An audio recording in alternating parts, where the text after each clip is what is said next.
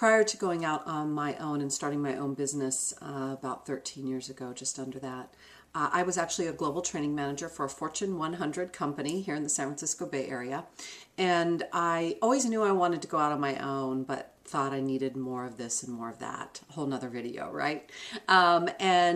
They were merged with another company, and due to relocation and stuff, I decided this was the time. The universe was opening a door to take advantage of. And then I started, of course, to talk to my family, and in particular, my partner of 14 years, Earl, about this.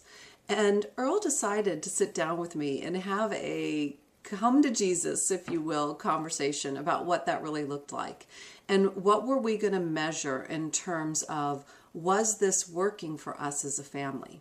Honestly, we can survive on one income, and we've had to do it many times in the last 12 years, whether it be sometimes his because I'm making a major change in my business, or sometimes mine because he has been laid off from a job or the contract has expired that he's working on.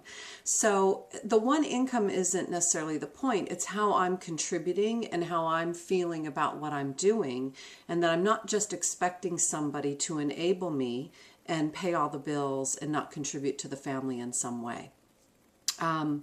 So we really sat down and we talked about benchmarks. We talked about SMART goals.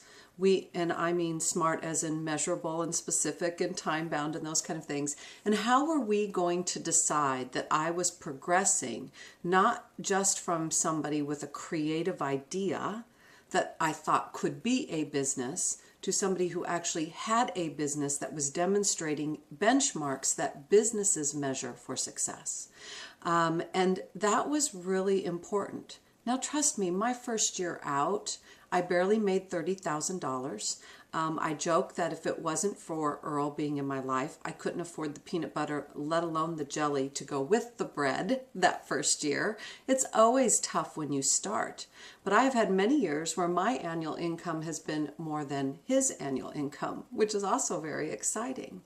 So the point of this is, what are you doing to measure what it takes to be successful? What benchmarks are you setting? And when are you going to determine, based against those benchmarks and based against those measurables that you set, that you're not having success and you either need to change the path or you need to look at this list that I've put on my blog and really ask yourself what pieces are missing for you?